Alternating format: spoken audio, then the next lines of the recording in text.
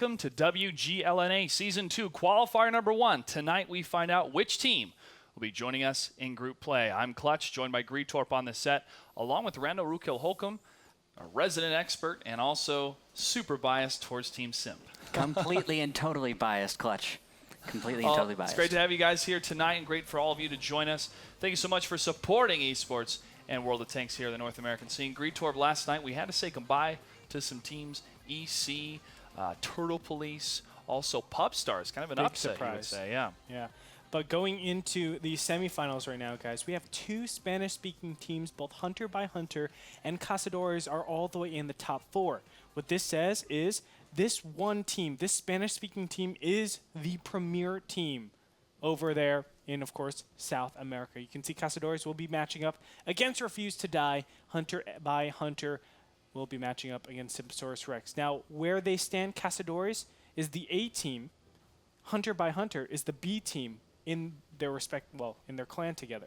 So they're definitely very skilled. They practice all the time together, and it's really, really cool to see two Spanish-speaking teams against, let's be honest, some pretty strong teams that have been showing a lot of success. That's right. And for the branch out of that team actually to kind of not really divide their talent, but spread their talent out more to have two representatives. We saw Simp do that in Season 1. We're continually seeing Simp do that with Simposaurus Rex. So this is the best way, I believe, to have many, many people be involved and also have the experience of the professional scene. That way your team, your clan, gets better and better and better with every engagement and with every tournament. Let's go ahead and talk about the season format of how this all works. Now, we already have 8 teams that are in group stage for Season 2. Those teams are Fulcrum Gaming, Simp, Wreak Havoc, Simple Tankers, Scurry Hard, River of Blood, Nerve, and Cunninghams. They come in because of Season 1 in their placement. We have 2 teams from the Major Leagues 2013 that Wargaming hosted. Those 2 teams are Bernal Empires and Hammer Time. Now, we had 4 teams win the regulation matches, which were earlier this week. Those 4 teams are Simplistic, Cap Fast Nation, Game Over, and War and Peace. This week is Qualifier number 1, where any team could sign up, and now we are down to the final 4. In 2 weeks, we have the Open Qualifier number 2. Make sure to get ready for registration. Starts Monday the 9th, and registration will close Sunday the 15th. Battles will start Thursday on the 19th at 5 o'clock Pacific time, and we will know at the end of that week all of our teams for group play. That's right. Three matches scheduled for today. Of course, the 2 semifinals and then the finals. I got a question for you guys. Since we only have 3 matches, we normally have 5. How does doing a couple of tank companies afterwards sound? Get some of the viewers involved. We can just have a really fun time. And, I mean, we're used to working a little bit later on. So how's that feel? We're used to long days on camera. I know. Now, it feels great. Feel free to join us after the last match, after the finals. We'll hopefully have an interview with the winners, and after that, we'll take a little break. We'll get our tank company set up, and so make sure to start your own tank companies so you can have a chance to face us on the battlefield. Well, we need to fill a tank company. So yeah. Let's fill ours. Only the best players in the world.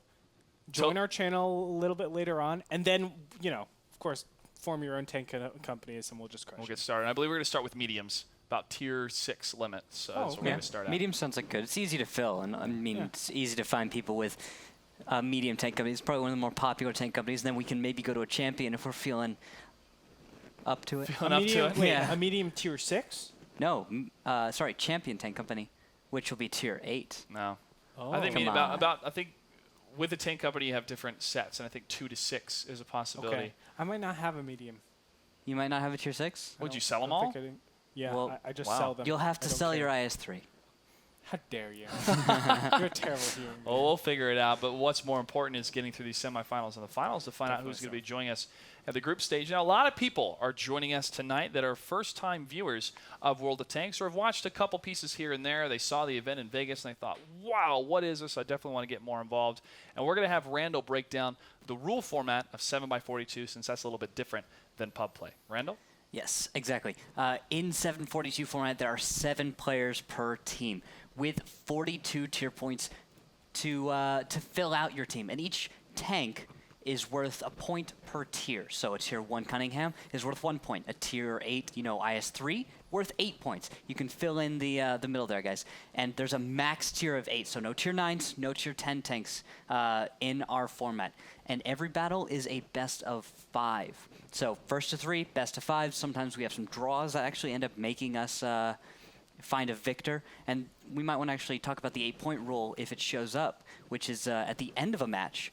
If there is an 8-point difference between the remaining tanks, say there's 16 points of tanks left for one team and only 8 for another, that is an 8-point difference, and the winner will be that 16-point team, still with those 8 points alive over the other. That's how we decide if it's, some games just have to be decided that way. It's just so close. That's why we have the rules set in place, and Wargaming has standardized those rules throughout the different regions. There's the Korean region, the Asian region, which has recently had their finals. We also have Europe and Russia. Each of these teams have been competing for big prize pools and also to accumulate points for the big finals happening in 2014. For more information or if you have any questions, make sure to follow us on Twitter at WGLNA or go to Facebook at facebook.com/WGLNA. And finally, to check out the VODs and for more information about brackets and signing up and registration, go to WGLNA.com. We're going to take a quick break. We come back. We're going to get battle number 1 between Cazadores and Refuse to Die after this. Welcome back to WGLNA Season 2, Qualifier number 1. Already, Week 1 is almost complete for Qualifier number 1, and soon we're going to have a victor. Tonight, we're going to find out who's going to be joining us for 3 weeks of awesome play, and maybe they can make it to the finals. More information will be announced where the finals are going to be. But we do know it's a $100,000 prize pool for the winners. Last event, $50,000 was given to Fulcrum Gaming. Of course, one of the big favorites, if you guys are just tuning in to the first WGLNA broadcast, Fulcrum Gaming, just a consistent performer here in the North American region. Behind them, Simp, and we had a lot of other different Simp teams actually followed through. We've been seeing a lot of Simp. Today we will be seeing another Simp team. That's right. Real quickly, Rookhill, what kind of positions are we going to see on Abby? Well, on Abby, we could expect, from my experience, Cazadores is the kind of team that will go to the east, and we've seen them do that consistently. On the north side, Refuse to Die. If north or south, I expect west side. This is going to be a slow match between the two of them. All right, thank you, Reynold. Let's find out what's going to happen as we jump into the first battle of tonight. It is on Abby.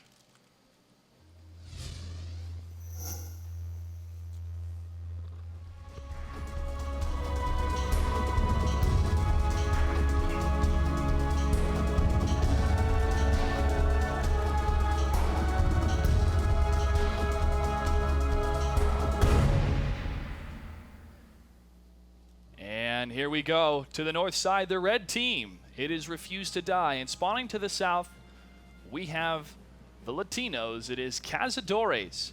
First map on Abby, gentlemen. We don't see this as a typical first map, but because of the veto process, this was Refuse to Die's choice in order to get on this map. And we're seeing them push to the west. Called it. It's just such a common move for Refuse to Die and for Cazadores to move like this. It's going to be a very slow match. And what do we have for tank selection, Greetor? 3 T69s and 2 1390s over on the side for Cazadores. On the other side, 2 5100s, a Pershing, a T69, and a 1390. I have to say, I really like Refuse to Die's lineup. It really accurately defends against a lot of the things we've seen from Cazadores. And I was talking to a bag of kittens yesterday, and he has studied Cazadores quite a bit. And what he sees is, well, they run pretty 1390 heavy. Most of the time, they go over the east side. And it looks like he's just looking to outgun them. If there's ever a confrontation, he's going to have the upper hand, especially with those 5100s. Well, seeing as he's studied Cazadores, I wouldn't expect him to go with the west side hold, because if he'd studied them, he probably would know that that kind of move is working for a draw. So I wonder if he actually wants to get this map out of the way, thinking Cazadores has some kind of advantage here. I think that's a strong possibility because of the unpredictability of Cazadores and this map with its approach. I don't want to use the word straightforward because of Cazadores, not much is straightforward, but it's not a huge open battlefield, and with the type of shutdown power, these two AMX 5100s, and one T69 that we have a setup here with some 1390 Valkyrie Vuas kind of scouting ahead. Oh, this Quasiar could go down here, what guys. they need. Kufo's lining it up. Don't know if he has the shot. He does. He does. Kufo, again, just being so incredibly active. Kind of weird that he just stayed there, that T1 Quasiar just stayed there, especially after getting lit up.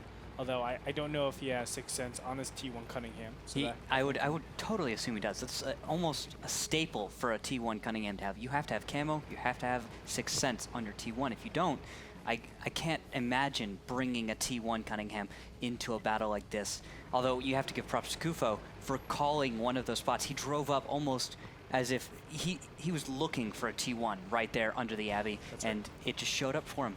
Kufo, one of the best performing light tankers and scouts in the world, I will have to say.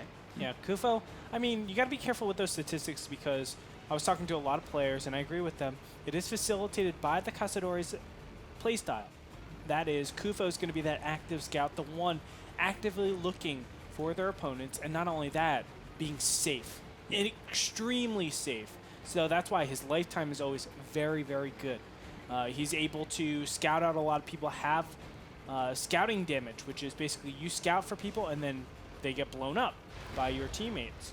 So Kufo has a lot of stuff. He knows how to play that style, but it's definitely exceptionally done because I've tried to find other teams that replicate it, and nobody has that sheer knowledge that Kufo does in that light tank. And he's also a strong leader. Here we see him again in Season 2 in the qualifiers. His team participated in the group stage. They were not able to make it to Vegas, but it was great to see their type of play, and also a lot of the adjustments other teams had to make because of them, because of their unpredictability. Passing the F, G, H, and now almost J line, we have the 5100s and the 1390 and the T1. Nothing spotted yet for Refuse to Die, but they could be setting up a trigger to push in or at least get a couple shots from those 5100s. Big damage dealers here on the mountainous ranges. And 3 of those T69s, once they're scouted, these 5100s could line them up here pretty quickly. Hey, Andre, I think I figured out what Refuse to Die has done to study Cazadores. Cazadores, many a time, when they haven't found anything in the north, they will actually return south and attempt to attack west and assume that by process of elimination, they figured out that their enemy is in northwest. That is where Refuse to Die is setting a trap right now. They're on their enemy's plateau in the southwest. Cute. What they're doing is they're actually expecting some kind of return south. Oh, is that spotting? Yeah, those are shots going out. Shots going in. They could be a couple shots in the dark, but they figure they're going to be in there. It is blind fire right now. It's very intelligent for them to do this. Just try to hit what they can. But I love that. Setting up the trap, and because of the positioning on Abbey, you're able to get those shots on. Let's say you do, a good 600 to 900 damage. There's enough tanks to do that, to just burst it down really, really fast.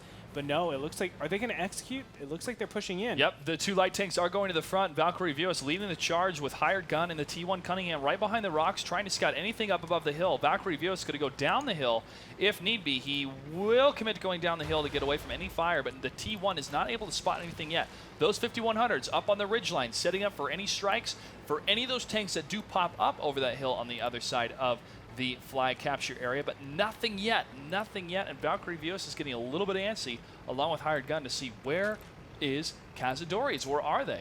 Well, they are returning to base because Sapo Pepe has spotted 2 tanks, and it looks like Cazadores is attempting to react to this. They've moved their tanks back south. They've got great cover fire now on their own cap point with Logos, and all of the T69s, I believe, are getting angles, although there is spotting happening in the north. Bag of Kittens in his Pershing is spotted out there. And that gives them a little bit of trepidation whether or not they fully want to commit all the way back and down to return to base. They know there are some tanks here, and there it is, spotted out. Valkyrie Vewas in his 1390 is going to come up into cap. He was scouted out by Sapo Pepe. Thank you. T1 Cunningham staying right behind the rocks, fulfilling his dream job of being the point man for his team and still alive. Valkyrie Vios with that 1390, if he gets a side flank on any of these tanks, could light them up if they're committed to try to take down those 5100s. 5100s at the bottom of the hill, though, slightly up the approach. Anubis and World War II Fanatic trying to line up any type of northern hit from Cazadores, but nothing yet. At the same time, Bag of Kittens and Screenly are all the way to the north in a great defensive position, trying to pop any shots through those rocks at the top of the hill. They were able to see Kufo earlier on. He did hide behind that structure, but nothing yet in the last minute for any spotting. And now 3 minutes left on the clock. If any team's going to want to try to secure a victory, they have obviously 3 minutes to do it. But we've seen Cazadores go for the last kill at the last second on this map, securing a victory. They could do the same thing again. Bag of Kittens hit on the tracks. He gets hit again. He can't see where it's coming from. Screenly trying to get in front to get some HP sharing going, but he's not going to fit. Bag of Kittens waiting to use his repair kit, or he already used it. No, I think he's trying to save it right now. Yep. And here it is. The cap is going to initiate here. Valkyrie Vewa is taking a lot of damage from that T-69 all the way on the other side. Sapo Pepe is going to be scouted out. No, he's still not scouted. He started firing. And he's going to escape Anubis down to 500 hit points. The capture has been started. 44 seconds away. No, they're going to actually get off of cap. Is there going to be a They're retreating. Cap? No, I don't know. I see in the north, I do believe Jonah is somewhere near the cap, but I don't know if he's in the circle or not. From the minimap, it looks like he's getting really close right now. Well, yes, and he will initiate cap. Because of the retreat to the south, though, Scringley and Bag of Kittens are going to reposition themselves, and they're actually going halfway through the map on the Abbey itself. And they're going to figure out, okay, are we to approach from the other side of the Abbey to get some shots? That's what Bag of Kittens is trying to do against the T1. Tries to line up the hit. It's a miss, though, as that T1 continues to accumulate points on the flag capture. Kufo is on the chase against Scringley. A Bag of Kittens is going to have to choose, do I continue to focus on the T1, or do I set up an ambush for Kufo coming around the corner after Scringley? Well, has Scringley, how many shots has Scringley wasted at this point? But don't know yet. I haven't seen any shots from him ring out. Okay. Bag of Kittens in his Pershing, obviously not an autoloader. So he's been the one firing towards the T1. Scringley could have saved his shots just to escape from Kufo, but around the corner, Bag of Kittens sees Al-Jassim Arabin and Kufo. Yeah, he does get punished for that. He's down to 989 now. Bag of Kittens is in a really sketchy situation, and it looks like Logos is actually going to join his friend on cap, because for 19 seconds now left until cap will be finished. That cuts the time down so much, having 2 instead of 1. Bag of Kittens gets the shot, though, for the reset, lines it up perfectly right through that archway. Nice shot from the Pershing, and that is going to get rid of the high amount of pressure. But 40 seconds left on the clock. Somebody's going to have to die for an 8-tier point advantage. Well, Bag of Kittens could be the one to die. He's down to 522 now. Yeah, I'm a little worried because Sapo Pepe did see World War II Fanatic 61 in that hit points. Scringley trying to get in front of him to block the shot. He does block the shot, but he gets killed. Kufo right through the doorway. Nice shot. But can Scringley clean this up? Scringley will go down, ladies and gentlemen. That is a 16-point tier advantage, 2 T8 and actually a T1 as well. So even more. So good. Cazadores are looking phenomenal so far with that patience play, but again, getting those final shots. 5 seconds left to go on the clock. Valkyrie Vewa cannot get any shots fired across the way on the pond, and it will be a victory for Cazadores in battle number 1. Intense play, and Kufo coming through that corner, cleaning up Scringley, was very, very intense. You know,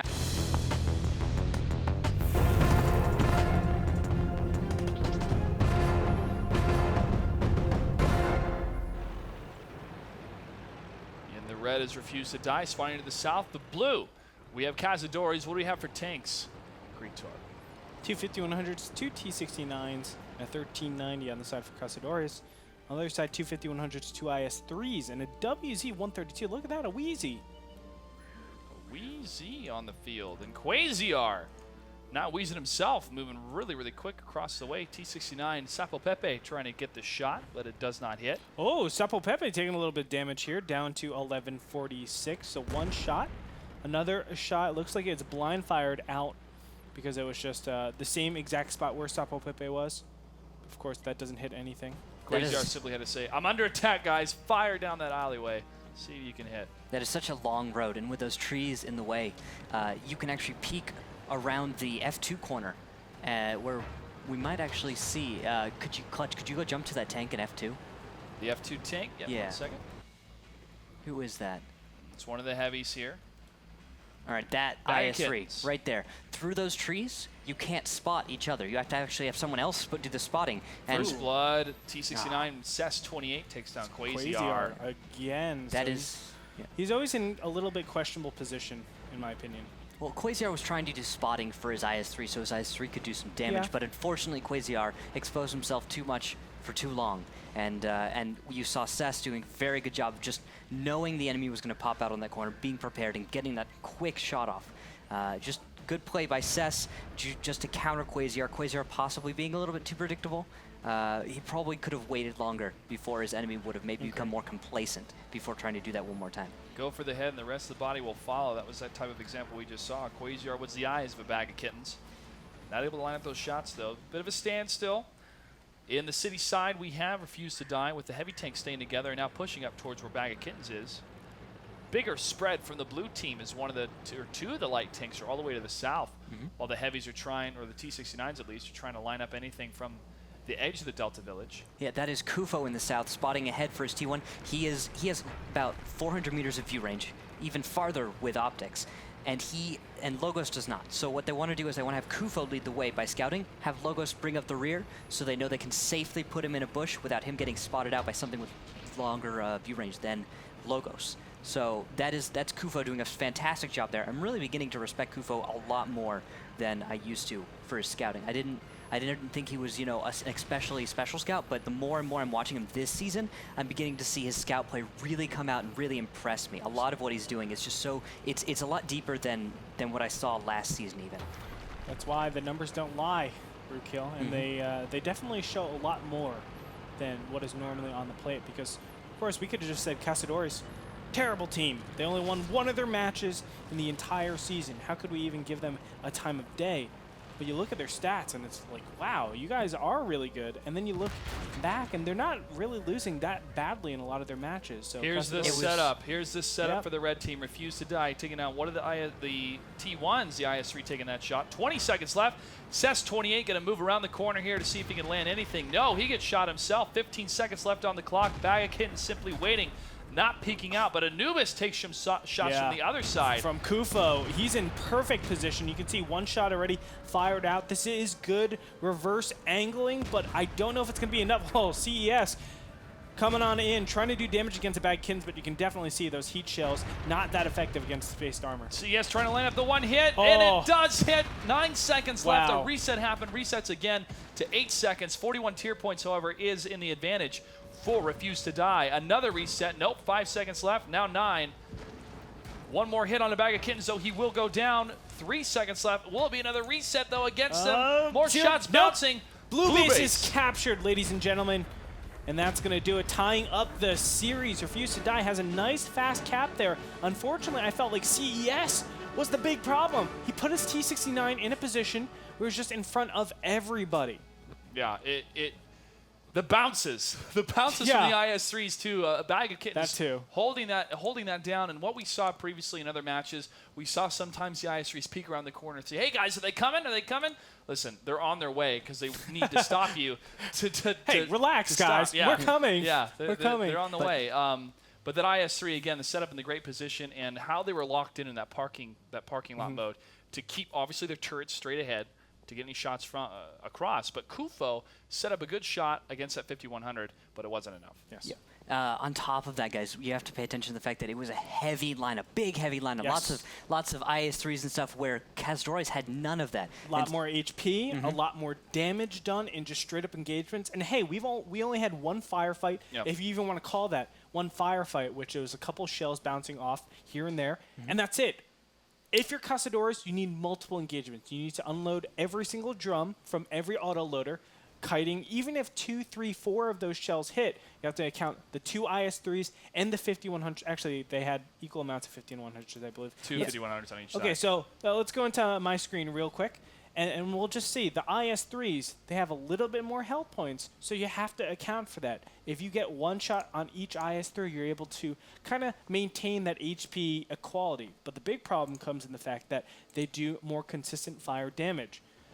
Yes, there's better burst in those autoloaders, but if the IS-3s are staying alive for a very long time, obviously, they have the chance to really make up all that lost DPM. Yeah, just getting 2 shots off is a huge amount of damage for those IS-3s, especially with how light you had the Cazadores team. And I think that was a very smart play out of Refuse to Die by recognizing the fact that they had so much health and armor against Cazadores and saying, you know what, let's just go fast cap this. They're really spread out. They're in the south, they're in the north. They may not have known this, but they knew that huge spread. They may not have recognized that, but at least they recognized that they wanted to actually force a fight that was 5-on-5, which is so difficult for Cazadores to defend with such a light setup. It's just, I think that was really Refuse to Die recognizing their advantage and actually being able to capitalize on it this battle. We're going to take a quick break as the Cazadores will be the ones to choose the next map. Stay tuned. Battle number 3 will happen after this.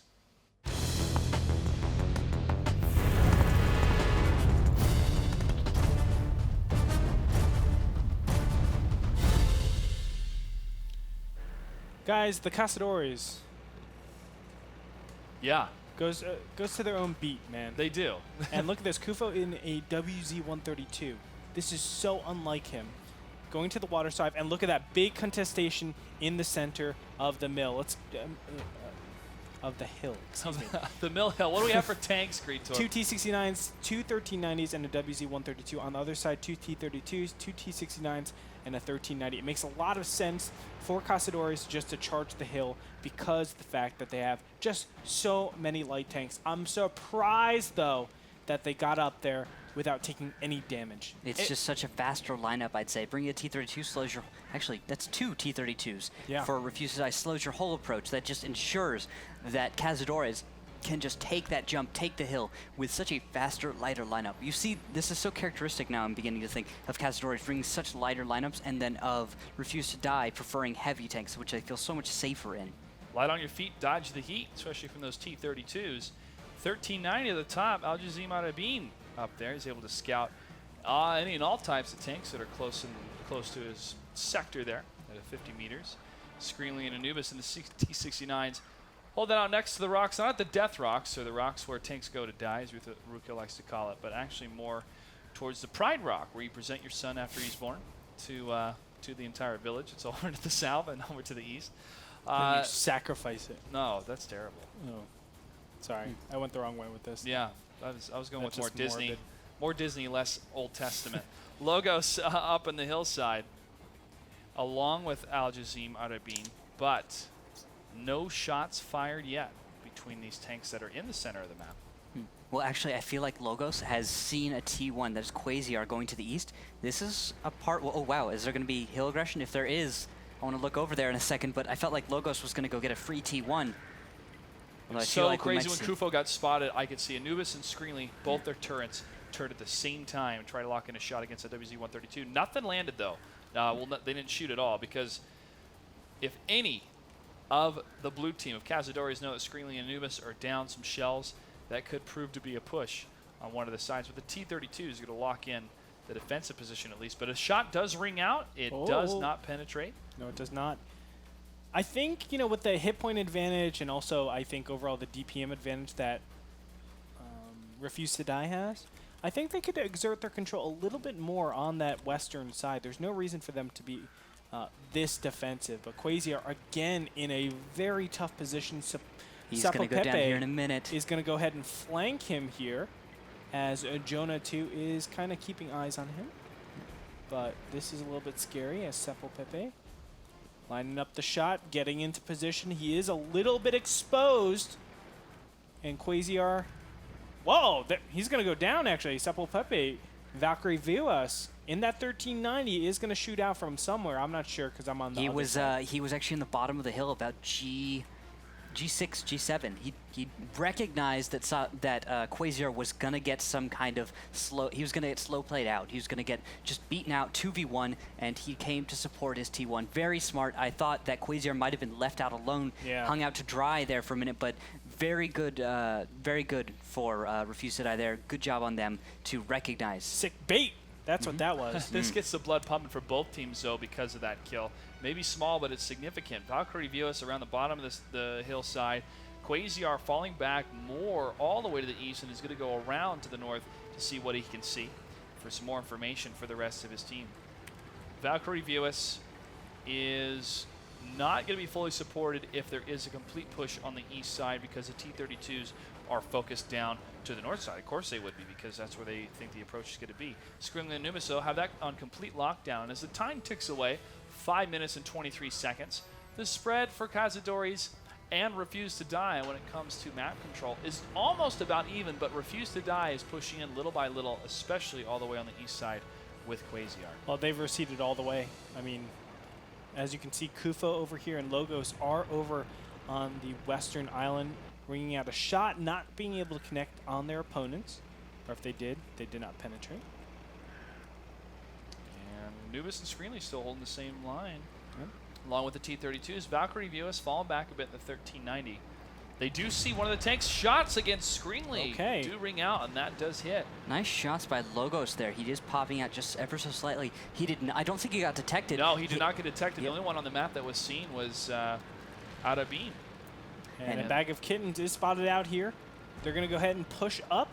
T-69s are in position, but they are not. Actually, they're doing a lot of damage here. Bag of kittens down to 799 health. Pollens at 1119, but the whole team is moving up.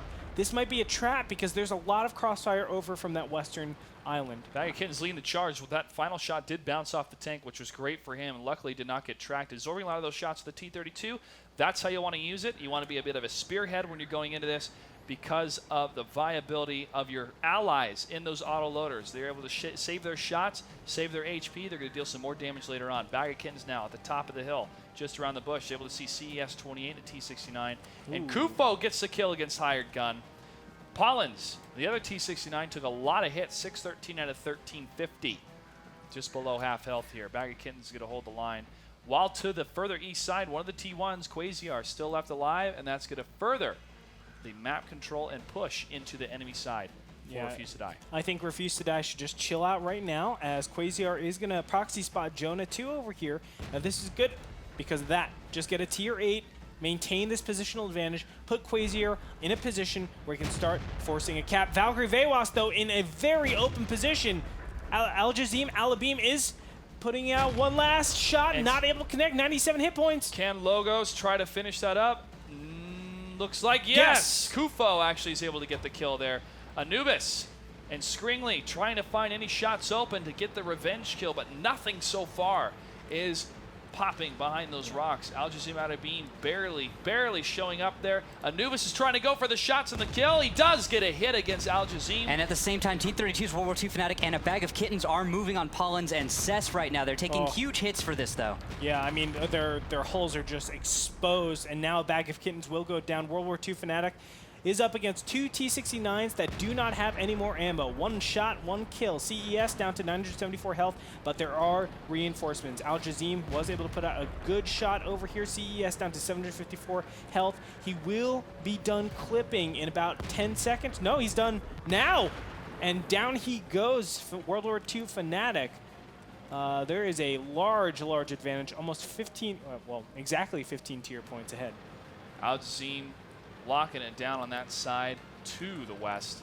And now Flag is under attack right now. Capture, minute and 12 seconds. Anubis gets hit again from Kufo. Kufo getting a shot and falling back, but Skringley says, enough of this, Kufo. I'm coming for you. Right on the top of the cliff. He's going to slow down. Misses the shot.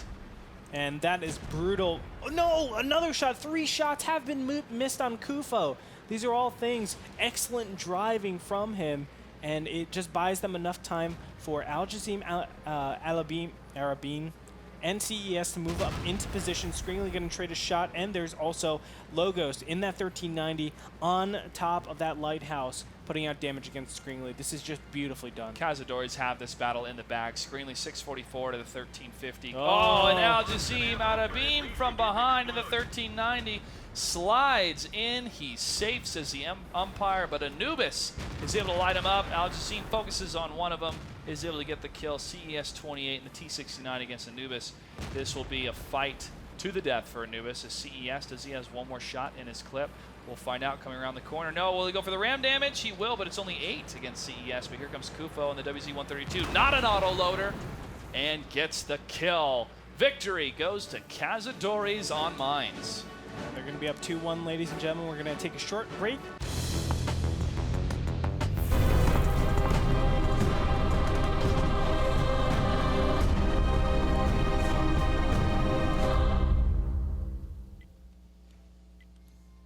South side is the blue team.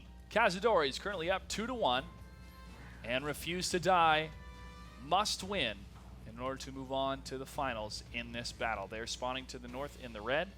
And what do we have for tank selection, Greetor? 2 5100s, 2 IS-3s, T-69, and over on the other side, it's a IS-3 for a T-69 flip.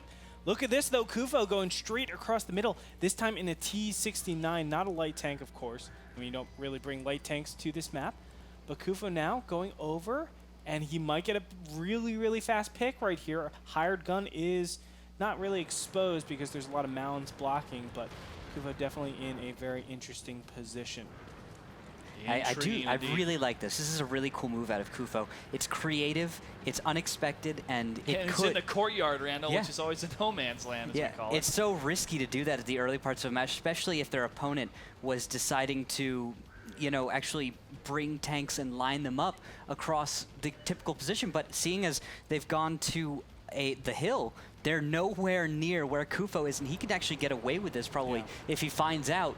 After a spot probably happens on the hill here, these guys are probably going to run into, who is that T1? That is Jonah on the hill, waiting, and there's the spotting. Valkyrie Vewas and a bag of kittens were both spotted out, so you can see immediately on the mini-map, one hired gun is going to be taken out, and everybody else is pushing forward. CES and well, everybody else, Logos, Al-Jazim, Alabim, and Pollens. Yeah, they are all going towards this cap. It looks like they're going to set up to screen cap possibly. And also it looks like Kufo's going to go T1 hunting as he is going west right now, guys. He is looking for a T1. He is out for blood. Fnatic in the 5100 cruising down the hill, leading the rest of his team. Quasiar is able to spot Kufo screening the IS-3, trying to lock down the alternate approach coming from the alleyway. They are able to see one of those tanks. Kufo cleans up the remaining T1. Eyes and ears are now reduced for Refuse to Die. One of the most important things to clean up those T1s, and you can see Kufo really recognizes that. Cleaning them up really disallows them from doing a counter cap, so they can focus all their energy and all their T1s also on just removing this. You can see one T1 all the way in the back. I'm pretty sure that is still Jonah. Yes, it is. He's going to be just that trigger. If he sees any tier 8s, they're just going to push on and go for the straight-up engagement. Yeah. And this is such a great trap. I love this. It is. The Cazadores are in control. Yeah, they are in control of this map. And they're predicting their enemies so well. I feel like you're talking about Bag of Kittens has studied the Cazadores. I think the Cazadores might have studied a Bag of Kittens. And it looks like the T1s are going to begin the cap soon with possibly... Yes, and that looks like they're going to have cover from a T69 Kufo, who might jump. I don't know what he's going to do yet, if he's forward or backwards, if he's going to wait where he is. Sapo Pepe, it looks like he's getting ready to begin that cap pressure, and they're even smart enough to leave a T1 at base. If you guys see on the mini-map, there's a T1 all the way to the south. They're not risking their own cap. They're keeping that little T1 there just in case. They don't want to get caught out with all of their tanks in the north. Anubis taking the most northern approach here across the A line. Going to move up to that corner, see what he can see. Does he? No, he creeps in closer and closer. Will he get a shot? He is spotted now by Kufo. He's the 69, though. Backs off. Cannot get a target line against anything that is capturing. Well, even though it's one tank, every second is ticking by. Anubis decides to push in. And will it stop the cap? Whoa, the tank actually left. It's a setup. It's a trick. Valkyrie Viewers and the T69 is under attack.